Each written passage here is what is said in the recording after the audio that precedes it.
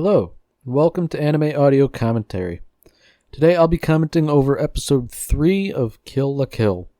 If you'd like to watch along, start watching now. So this first shot here appears to be another Kamui, similar to Senketsu, and it's a flashback here. So Satsuki as a child is watching it, the Kamui, and she's talking about how she wants to be the first and only person to wear it.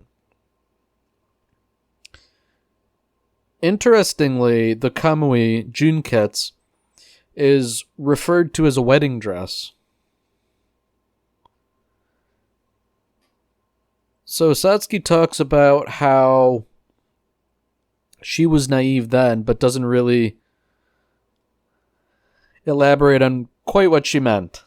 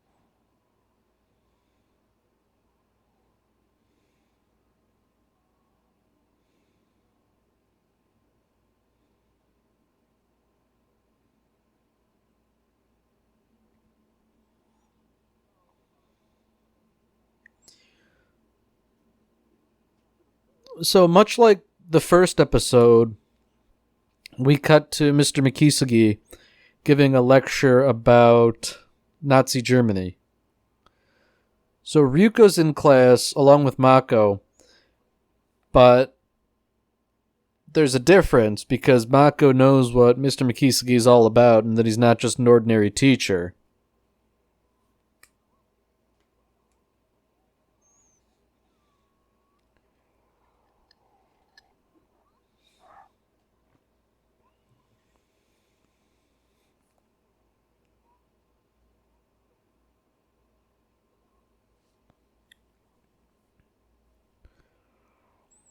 So Mr. Mikisugi sort of gives Ryuko a lesson on Operation Security.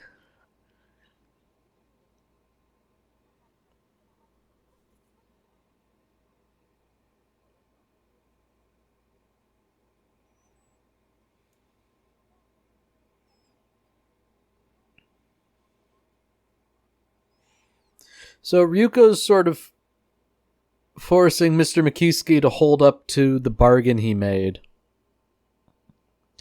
You know, I beat the tennis club captain, so now you have to offer up what you know.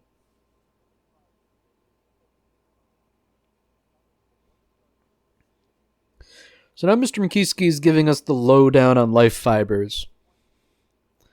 The number of stars is representative of the percentage of life fibers woven into a uniform in increments of 10.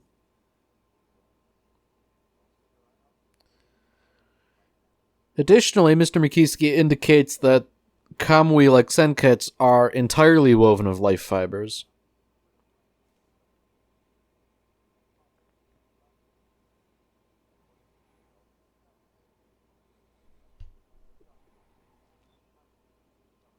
So because only Dr. Matoi and the Kiryuans know about life fibers, it became necessary for the Kiryuans to silence Dr. Matoi, at least according to Mikisugi.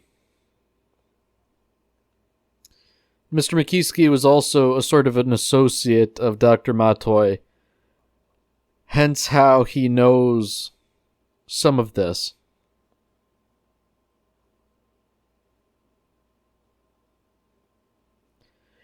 And now we're learning that Mr. Mikisugi was the one who sort of discovered Senketsu and, I guess, prepared things for Ryuko to encounter it.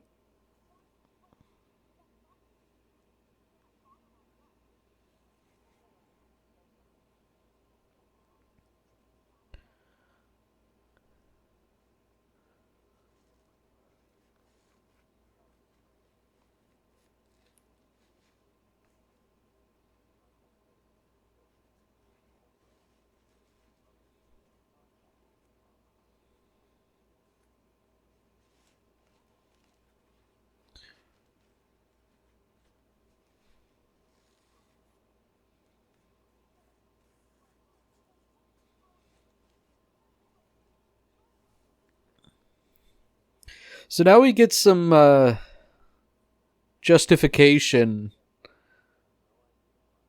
Alright, well, I take that back. We don't get a concrete answer.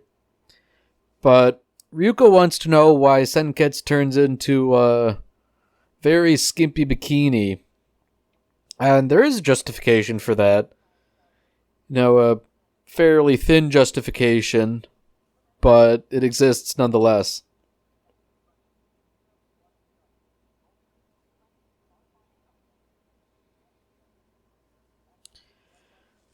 So now we have another scene of a surgery of sorts where a human experiment is being outfitted with life fibers.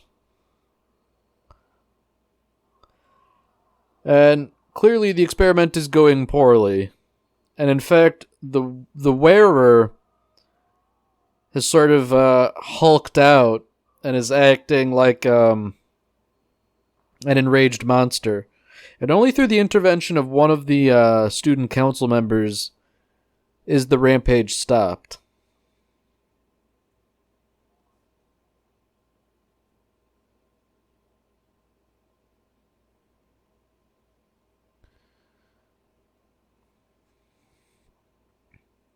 So interestingly,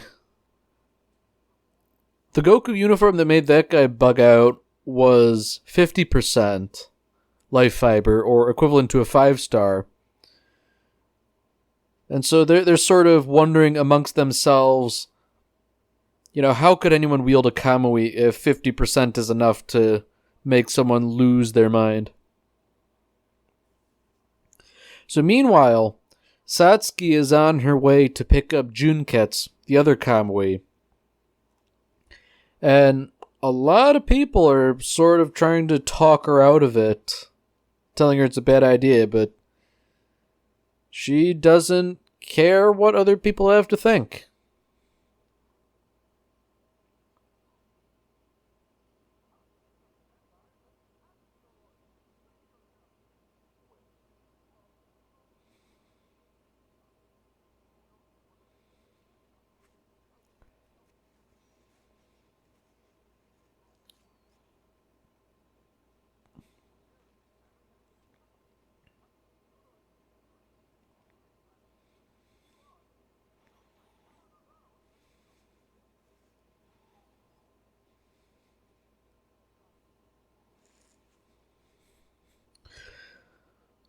So, despite Satsuki's mother having forbidden the use of this Kamui, Satsuki's doing it anyways.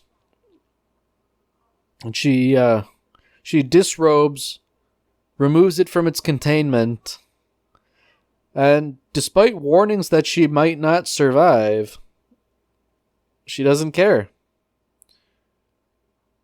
She slits her finger open and gives blood to Senketsu to activate it.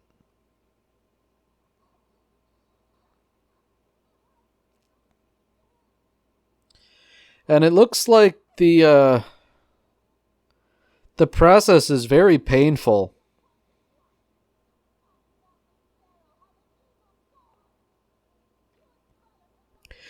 So Satsuki has an interesting phrase here. Ask not the sparrow how the eagle soars. And to my mind, that's I guess that's a profound way of just telling everyone to know their place. You don't ask an eagle, or rather, you don't ask a sparrow what it's like to be an eagle. The implication being that an eagle is a greater creature than a sparrow. And thus, everyone telling her she wouldn't survive, they don't know what they're talking about because she's better than them.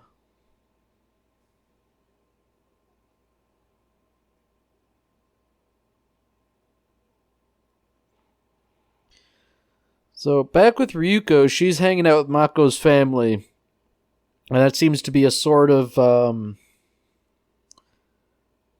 an ongoing arrangement that she stays with them.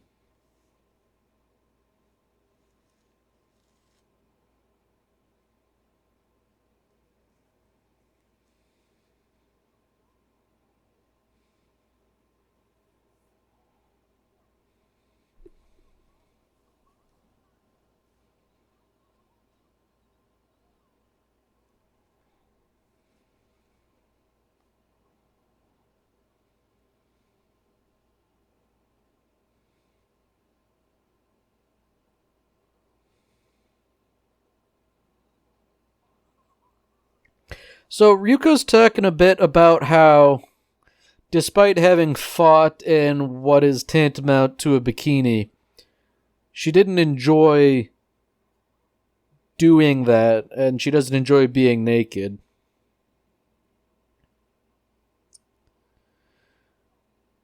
And given that she has to wear this kamui in order to fight, and it involves being skimpily dressed, it seems like this sort of conflict will come to a head sooner rather than later.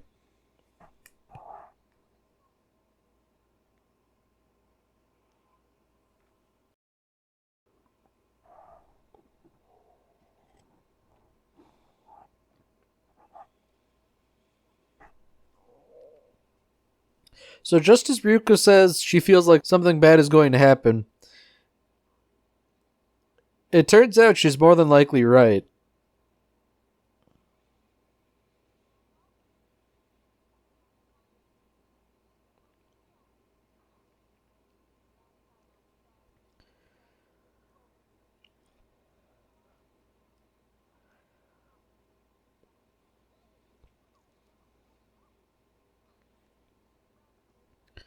So Satsuki is now preparing to finish things with Ryuko.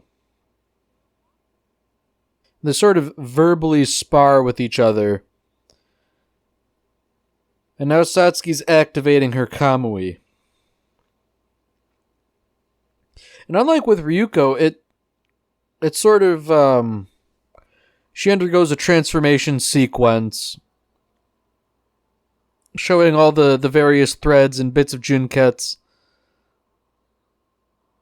And it also shows its rather monstrous form engulfing her body and sort of transforming, changing its shape, constricting, and ultimately settling into a very, very skimpy. I don't even know what you'd call that type of clothing.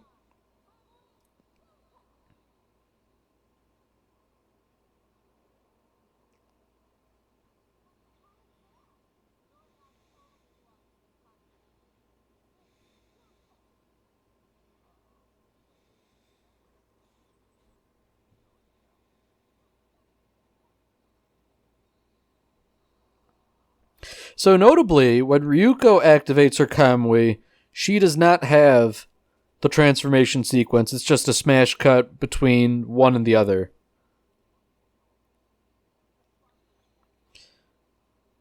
So I think this is a sort of culmination about that whole I don't like being naked thing.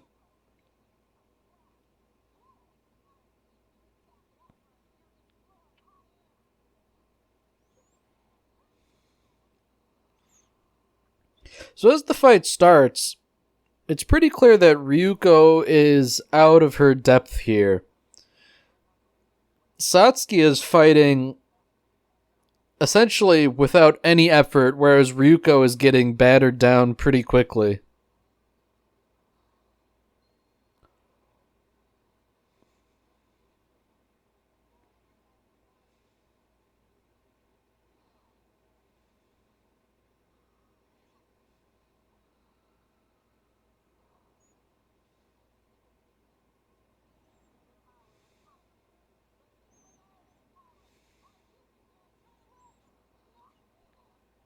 So as they continue fighting, and Satsuki continues her beatdown on Ryuko,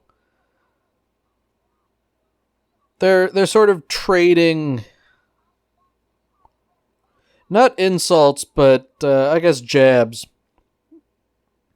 Satsuki claims to have mastered the art of wearing junkets, whereas Ryuko merely shoves herself inside of senkets. She's not truly wearing the kamui, therefore she is inferior. And likewise, Senketsu is sort of telling her the same thing. Ryuko isn't truly wearing him, and he is not truly being worn by her. Therefore, his true power cannot be made manifest.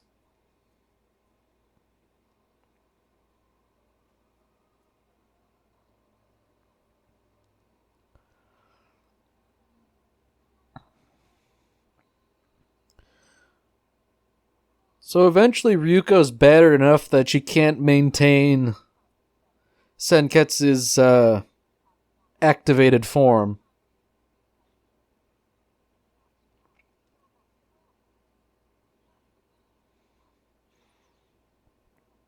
So Satsuki claims that in a dormant kamui, Ryuko might as well be naked.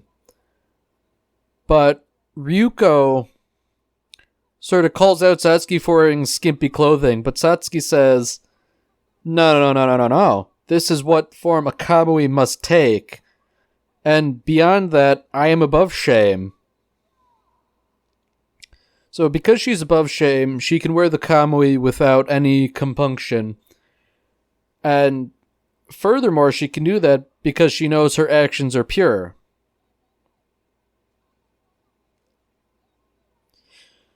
So, when you get down to it, it really seems like Ryuko's shame, more than anything, is the limiting factor here.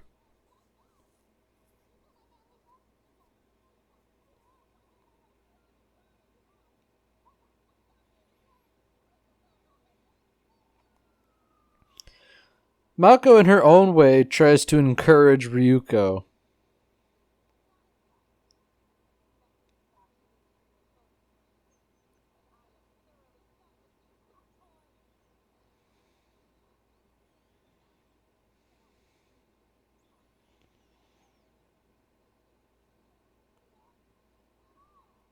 So now we have a heroic second win. Ryuko manages to stand up. And now, with the help of Mako, she manages to wear Senketsu, and Senketsu is worn by her. And because of that, we finally get the transformation sequence.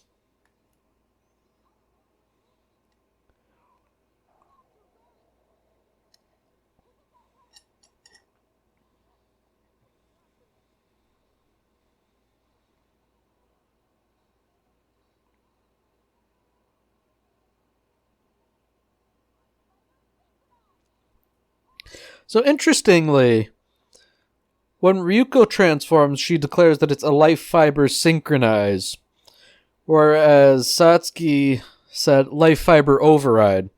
So it's sort of, I guess, a point of differentiation in how they do things. Satsuki, through the force of her iron will, overrides, I guess, the desires of Junketsu and forces it to do her bidding.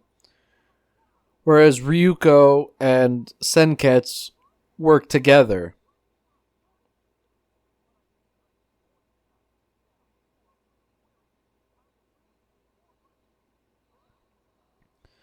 So perhaps because of this, Ryuko is now faring much better against Satsuki. And perhaps as a part of this, her scissor blade transforms as well.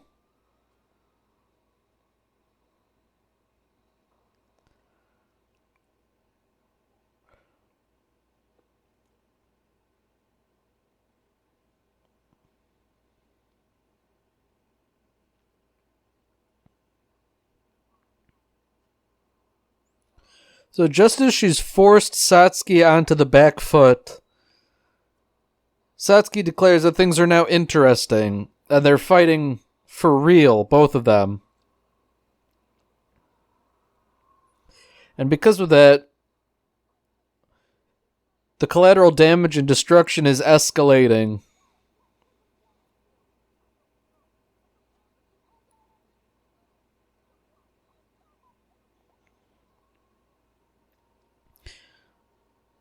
Now, there's some nice visual contrast here between Ryuko and Satsuki. Because on the one hand, Ryuko has a black and red Kamui, whereas Satsuki's Kamui is white and blue. And visually, I think it symbolizes nicely their opposition to each other.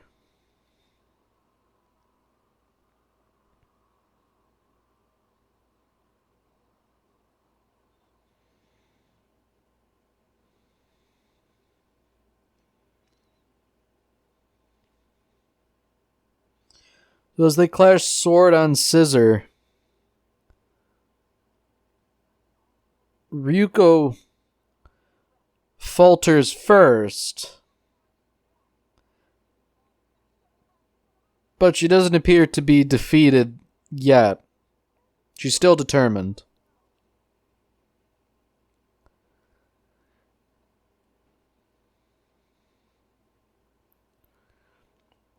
And although she technically could have finished things, Satsuki decides to call things off for now.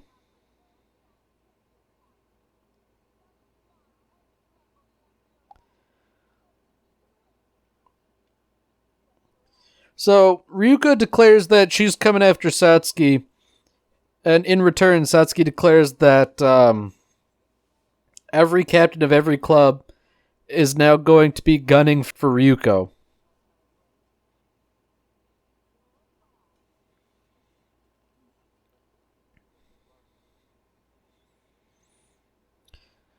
So again, this sort of smacks of serving a dual purpose on Satsuki's part, as if by pitting the other students against Ryuko, it's, I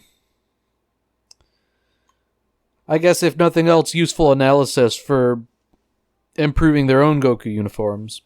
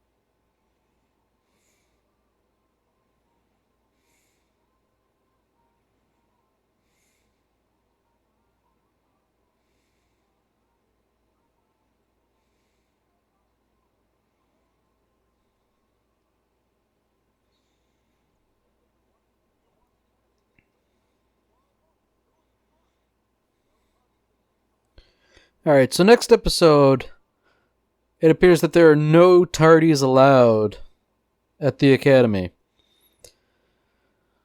Alright, well that's it for this episode. If you've enjoyed it, then by all means, tune in for the next episode.